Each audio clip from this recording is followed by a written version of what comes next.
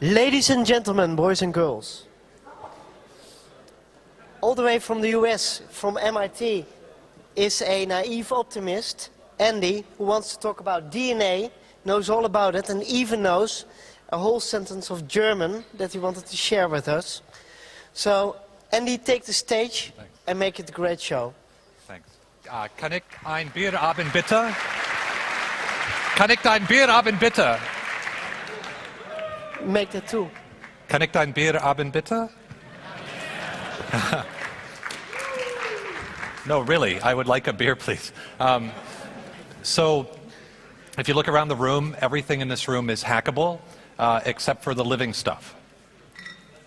You know, the wood, the air has been conditioned, the building that we're in, but the living things aren't readily hackable. And so what I'd like to bring you up to speed on is the current state of the art in engineering biology and see where that goes. My hope is that I'll get answers to two questions and also be able to leave the room. So the two questions I have, will there be biological hackers? I think the answer is yes, if they're not already. And the second question is, will there be a community around biological hacking? I'll come back to these at the end. So I have a deep time view on this. If you go back to the 1950s, World War II, and soon thereafter, people were building computers for things that really weren't that interesting, like designing hydrogen bombs and computing the trajectories of munitions. Only 25 years later, people became so fed up with limited access to computers that they built objects like this. And now we have objects that are not so different, but more impressive. So biotechnology in its modern form is about 30 years old, more or less today. And the question is, what are sort of the transitions we're going through? To introduce you to what's going on, I want to talk about a virus, a biological virus to start. And then from this, I'll get to a more open-ended programming framework for engineering genetic material. So if you haven't seen a biological virus, this is a virus that infects not people, it's a virus that infects bacteria. There's an electron micrograph on the left, and then a schematic diagram of the particle, the virus in the middle, and then an action shot on the right. This is a physical object. It's about 100 nanometers in scale. And what it does is it carries some DNA around. The DNA encodes a program that causes bacteria to make more copies of itself. Rather than talk about this, I'll just show you a movie of one of these things. These are bacteria growing under the microscope. And as they're growing and divided, they've all been infected with a virus. And because the virus is so small, you can't see it. And then eventually the cells are destroyed. Each time the cell pops and is destroyed, that releases several hundred copies of the virus to repeat the infection process. So the key features of biological technology, and this virus is one example, is that it's a self-assembling technology. Right? I can take the bits and pieces and throw them in a soup and they make stuff. You know, I don't have to solder it together. That's pretty impressive. It operates on the nanoscale, so it's a nanotechnology, really. You don't have to read Eric Drexler and have a bunch of fantasies. You actually have a nanotechnology. It's called biology. It's a reproducing machine. So this is an object that can copy itself physically, and you can program it. You can program it via the genetic material, via DNA. So to an engineer, this is an amazing technology platform. The sad state of affairs is we're really bad at doing the engineering of it. So just to motivate this example from some external perspectives, this is a world map showing chlorophyll distribution in the ocean. The chlorophyll in the ocean is carried by bacteria. The bacteria are destroyed by these viruses. In some places, 40% of the bacteria in the ocean are destroyed every day by bacterial viruses. And this might sound bad, but it's actually pretty important because it helps the bacteria evolve. It also helps genes transfer, apparently, from one bacteria to the next. So they're viruses that actually carry photosynthetic genes with them as they go from one bacteria to the next. There's also technology you can make. So here's a project out of MIT where folks are assembling viruses into nanoscale materials. In the middle, using gold nanowires, cobalt, or gallium nitride. Nanowires. So there's now some new battery technology being built using biology to put atoms of metals basically exactly where you want to. So biology is important, obviously, to us in the living world, and it's also an important technology. So if you wanted to begin to think about how to reverse engineer these systems, what you could do is you could go online to a website called PubMed, and you could type in bacteriophage, bacteria viruses, and you could get the DNA sequence for one of these viruses. Here it is. This is 39,937 base pairs of DNA. DNA is A, T, C, or G, just a string of genetic material.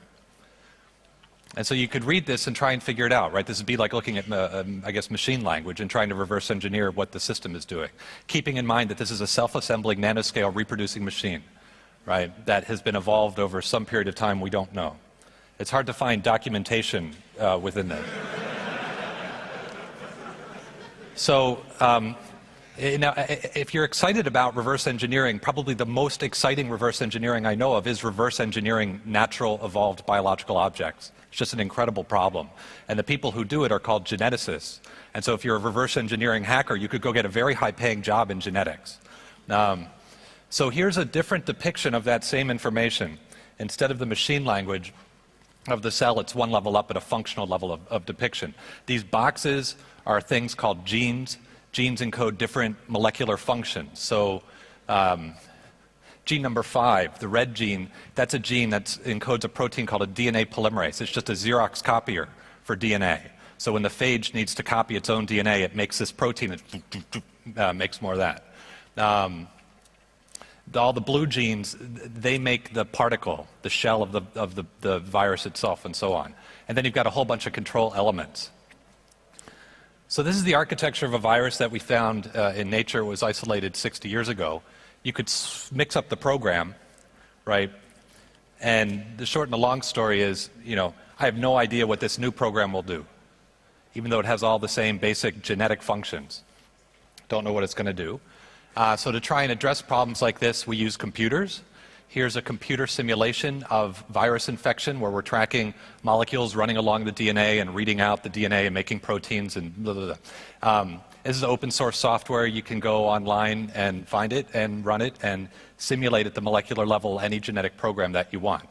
The problem with these genetic simulators is that they're not very good, meaning if I were to make a prediction using one of these simulators and then go change my real genetic program, the behavior of my changed program won't usually be what I expect. It'll be something else. So I've spent a lot of time, and apologize, I'm drilling really far down into details here, and I want to do that up front so that I can motivate why I think it's really interesting to hack biology. I've spent a lot of time thinking about why biology is very hard to interact with as an engineer. And so here are the 3 reasons I've come up with. Here's the list of all the functions on this one virus genome we're looking at. And the ones that are highlighted in this color, those are the ones for which nobody's figured out what the function is. Right? Completely unknown. It's been studied for 60 years, about 40% of the parts, right? 40% of the functions, we don't know what they do. So it'd be like lifting up the hood of your car or taking apart your computer and you're like, what the heck's that? 4 out of 10 times. But with the computer or the car, you get to go talk to the engineer, maybe, right? In this case, you don't have anybody to go talk to. If you go down and look at one lower level, and this will be as detailed as I get, this is the specific genetic sequence on part of the virus's DNA. So the letters here are the DNA sequence. This number, that refers to one function, one biochemical function, number 2.8. And then number 3 is a separate biochemical function. So it's like having an if statement and an else if. And somehow the machine language that they're using to encode the functions actually overlap in the same piece of genetic material. So this sequence comes in and stops at this TAA, and then this next one, this 3, starts up at this ATG. I have no idea what this does. If it's important, if it's some sort of data compression, right, so that the DNA doesn't have to be as long as it might be otherwise, or if there's some sort of coupling, as this DNA is read out, it controls whether or not this DNA is read out. It also means that if I have an idea like, I want to get rid of 3 or I want to make more 3, I can't do that without at least mucking up 2.8. I don't have independence of manipulation. So if I'm trying to reverse engineer natural biological systems, I've got situations where for basically everything we're studying, about 40 to 50% of the components, nobody has a clue what they do. And then if you look at the source code or the machine language, it hasn't been optimized by evolution to be easy to understand or interact with. Now here's a schematic of an electronic circuit that you might have seen. This is a circuit that takes the square root of an input voltage. It wasn't designed by a human being, it was designed by a piece of software that evolves electronic circuits by John Koza out at Stanford. So the questions that come, I took this schematic to Jerry Sussman, who's an electrical engineering professor at MIT, because I was very excited about this. I said, Jerry, how does this thing work? Explain it to me.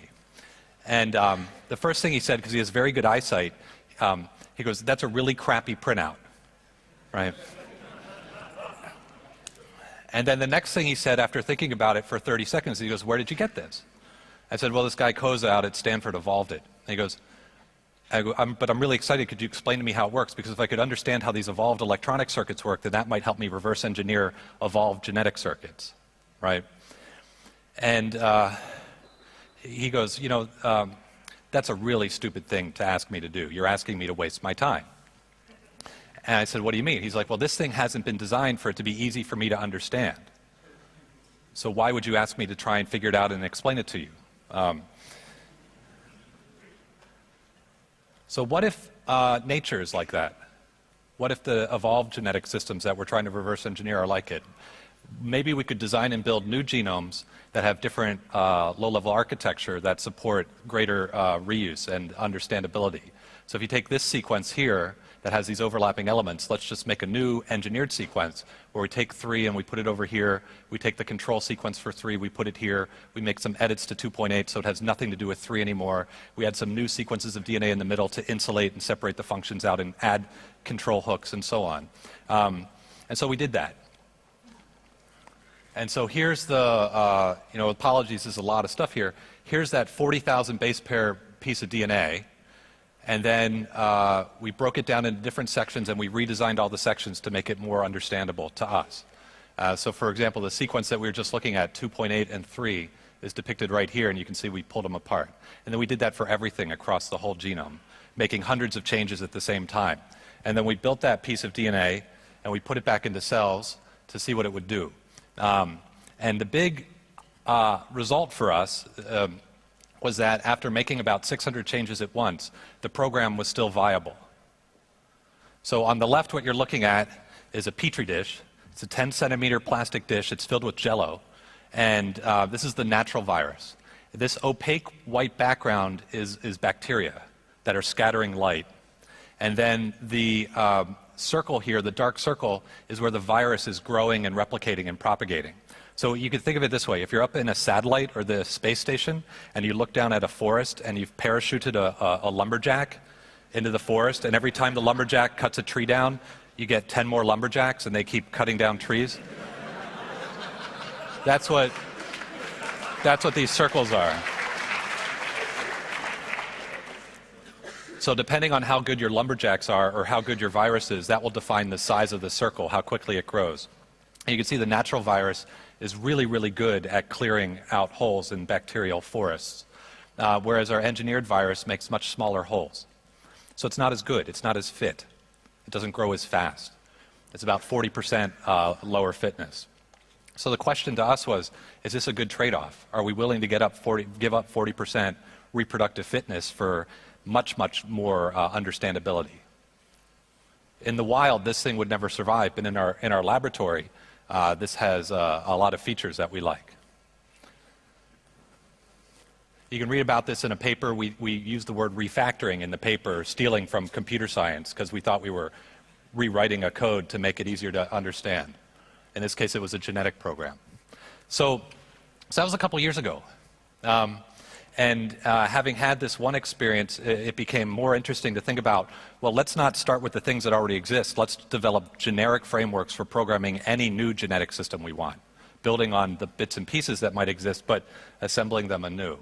So as a toy problem, for example, if you have these bacteria that live in your gut, and sometimes they make odors which aren't so pleasant. And so what if you could reprogram E. coli to smell like mint or wintergreen while the E. coli are growing, and then as bananas while they're not growing? Bacteria, they grow and then they rest and so on. I'm in the biological engineering department at MIT, and if that department was really up to speed